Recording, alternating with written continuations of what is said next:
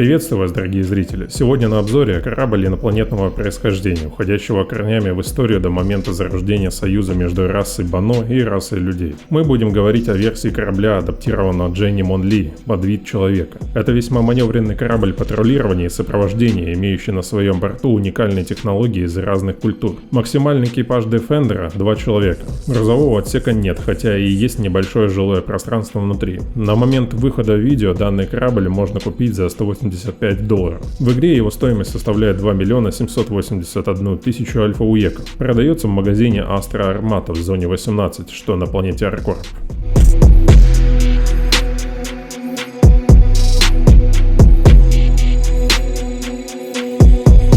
Раса Бану была первой инопланетной цивилизацией, кого встретило человечество. Это произошло 515 лет назад, а именно в 2438 году, когда пилот по имени Вернер Терр чуть было не развязал межзвездную войну, выстрелив в корабль одного представителя расы Бану, который скрывался от чиновников за хищение крупной суммы средств. Пилот Вернер Терр отправил координаты своего местоположения, и в систему была незамедлительно направлена специальная группа Объединенной Земной Империи для урегулирования всех дипломатических проблем. После недолгих переговоров стало понятно, что раса Бано не воинственная, а больше торговая. Таким образом был подписан первый межзвездный договор о мире и торговле, после чего человечество и раса Бано начали обмениваться технологиями, знаниями и культурой. Это положило начало новой вехи развития человечества, а также решило часть проблем, связанных с фанатичными движениями вокруг религиозных сект, считающих, что раса людей единственная во Вселенной. Хотя человечество на тот момент уже было известно о нескольких разумных цивилизациях,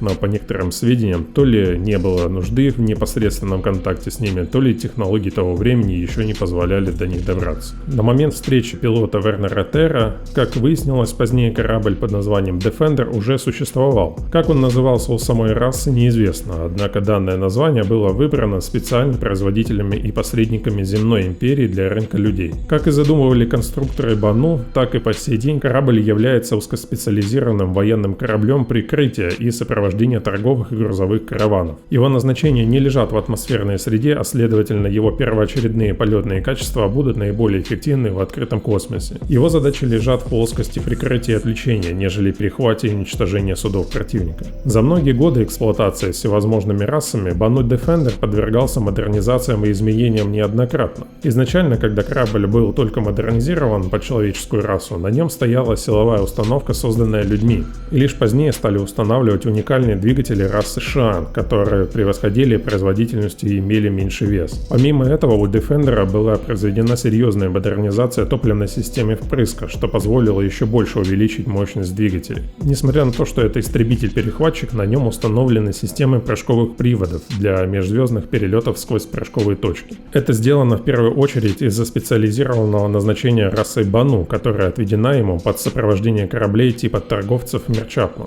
То есть он должен поспевать за основным кораблем сопровождения своим ходом. Сама конструктивная специфика Defender не предполагает открытый бой лицом к лицу с другими серьезными истребителями типа Hornet или Sabre. Его задача заставить противника выбирать между ним как юркой и маневренной целью, либо попасть под огонь Defender, пока противник будет занят основным кораблем. Эта старая и очень эффективная тактика не раз показала свою эффективность в реальных условиях. Данный корабль, несмотря на свой внешний вид шик и лоск, свойственный расе Бано, весьма легок в управлении и имеет небольшой вес для своих габаритов. Это достигается легкими композитными материалами в составе брони, которые обеспечивают весьма посредственную защиту самого корпуса, но которые нивелируются серьезными щитами типа Сукуран от расы Таваринов. Данные щиты не пропускают баллистические боеприпасы, в отличие от простых щитов других рас. Известно, что раса Таваринов — это мастера в деле создания щитов для кораблей. Их технология держится в секрете, и многие компоненты даже после их изучения не поддаются анализу, ибо человечество просто не знает, как компилировать необходимые материалы, которые при этом еще нужно где-то добыть. Бану Defender — это единственный корабль своего типа и класса. Раса Бану, как известно, предпочитает специализировать свою деятельность на одном из назначений того или иного аспекта. Именно поэтому в Defender конструктивно устроено 2 места под пилотов, и где люди могут обходиться одним пилотом, подключая необходимые узлы и задачи по мере надобности, Бану будут летать в обязательном порядке с 2 пилотами, распределяя специализации по управлению управлению кораблем на 2 головы. Что касается вооружения, то доселе неизвестно, откуда взялась тахионная технология пушек у Бану. Сами Бану утверждают, что просто забыли, как это создавали. Но исследования показывают, что это точно не их технология. Сам принцип тахионных пушек заключен в очень быстром боеприпасе,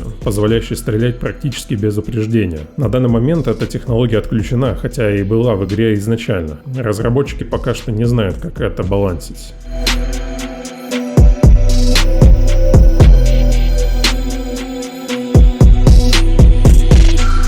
Бану имеет специфический внешний вид, выделяет его в первую очередь загадочные выступающие рога, как их называют некоторые пилоты. На деле это специальные маневровые гондолы, в которых расположены системы стабилизации и динамические нивелиры. Иными словами, это балансиры для более стабильной маневренности судна. Корабли Бану зачастую инкрустируют позолоты, однако использовать чистое золото было бы неэффективно из-за его массы. Поэтому Бану добавляют в состав золотого сплава нитрит титана, дабы облегчить массу материала, но при этом сохранить его шик и лоск. Вся резьба Бану исполняется мастерами вручную, а при дефекте или браке детали она отправляется на переплавку. Всего на Defender 12 фиксированных маневровых двигателей второго размера, 6 из которых и расположены на маневровых гондолах.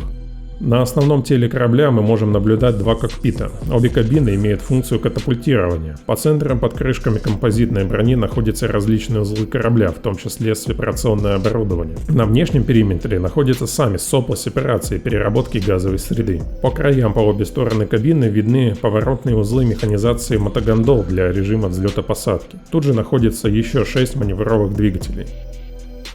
Defender вооружен 4 тахионными пушками серии Singe второго размера на гимбальном подвесе с разовым уроном 110 единиц и скорострельностью 52 выстрела в минуту. Как уже упоминалось ранее, в изначальной концепции данные пушки были задуманы как уникальное вооружение данного корабля, но на данный момент его нивелировали, превратив в обычную энергетику. Пилоты, как правило, меняют вооружение на фиксированные лазерные репитеры типа Rhino.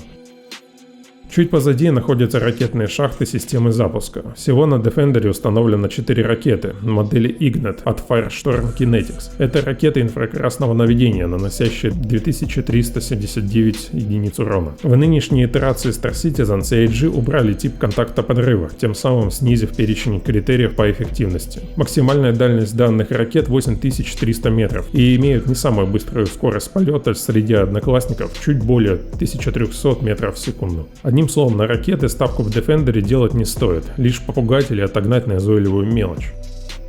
2 независимые силовые установки производства Шиан имеют мощность 11,16 кН каждая и разгоняет Defender до 1200 метров в секунду за 14,3 секунды. До его крейсерской скорости разгон составляет 2,34 секунд. От торможения Defender от крейсерской занимает 5,4 секунд, а от максимальной 31 секунду.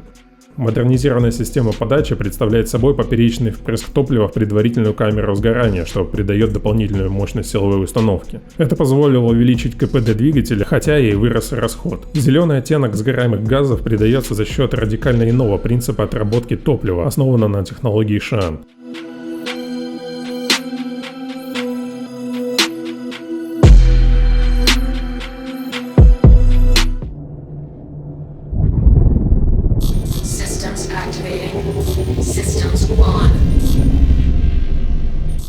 Кабина пилота оборудована панорамным остеклением с небольшими поперечно-продольными перемычками, не находящимися в прямой видимости пилота. В изначальном концепте корабля были проблемы, связанные с обзором из-за расположения передних гондол. Путем тонкой подгонки и настройки удалось добиться оптимального результата. По моему субъективному мнению, обзор Defender вполне себе сносный. По большей части в бою, как правило, рассматривать нечего, а все остальное окружение неплохо читается. Для пилота доступно 4 многофункциональных монитора и радар 2D типа по центрам приборной панели. Вне видимости пилота также находятся 2 панели системы управления кораблем. Дополнительная индикация оповещения, таких как захват цели, угроза столкновения и прочие сопутствующие параметры, отсутствуют. Всего 48 дипольных отражателей и 5 электромагнитных завес. Режима ВТОЛ нет, хотя конструктивно он предусмотренный под брюхом основного тела корабля, даже находятся специальные гравитационные двигатели для поддержания высоты в атмосфере.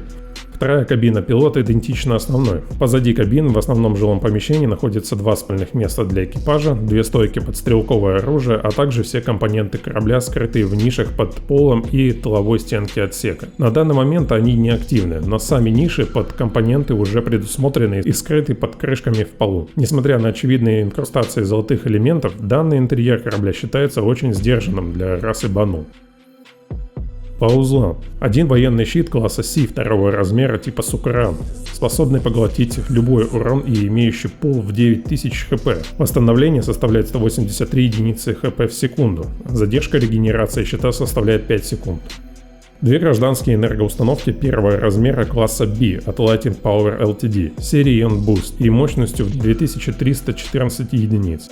2 военных кулера первого размера класса B от Aegis серии Polar, способные отвести до 280 тысяч условных единиц тепла. И военный квантовый двигатель класса C первого размера от компании VTEC серии Beacon, способный разогнать судно до 253 252 метров в секунду и имеющий расход топлива 18 литров на миллион километров. В системе Pyro на таком двигателе от крайней планеты до ближайшей к звезде долететь не получится, ибо расстояние составляет чуть более 148 миллионов километров, а это на 1 миллион больше дальности данного двигателя. Решайте сами, какой движок ставить для полетов, но я не сторонник военных, прожорливых, хоть и быстрых движков. Рекомендую ставить гражданские версии. Как по мне, лучший вариант по соотношению топлива-затратам и скорости — это модель Rush от компании Arcor. Разница полета составит 5 с лишним минут, но и проблемы с запасом топлива не будут стоять так остро, особенно если учесть, что в Pyro практически нет мест, где можно пополнить баки. Такой двигатель продается на планете Arcor в зоне 18, а также в планетарной системе Crusader, в порте Олисар и на станции Green Hex, что на орбите спутника Елы. Его стоимость составляет 12 800 альфа-уеков.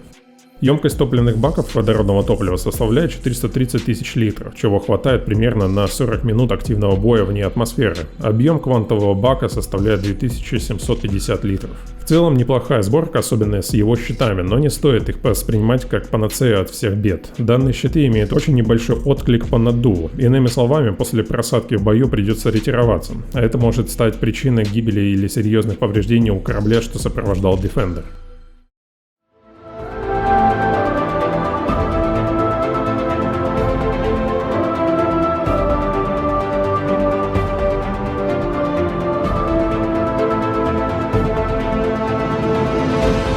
Banu Defender — это весьма интересный истребитель, однако его потенциал раскрывается в руках опытных пилотов. Несмотря на товаринские щиты Сукаран, Defender хрупкий на прямые попадания. У него высокая сигнатура обнаружения, а значит ракеты он не любит. Для новичков, что задумали воевать на таком судне, я могу порекомендовать лишь быть крайне осторожными, когда вступаете в бой с другими игроками. Если на той стороне опытный пилот, то Defender в неумелых руках может стать причиной подгорания пятой точки. Но не забывайте, что причина тому не столь сам корабль, а ваш недостаточный опыт как военного пилота. Перед тем, как закончить, я напомню, что вы можете поддержать мой канал на Бусти или Патреоне финансово. Это помогает мне не терять мотивацию делать для вас качественное видео. На этом у меня все. С вами был я, Северная Борода, и обзор корабля от расы Бану, модели Defender. Всем пока.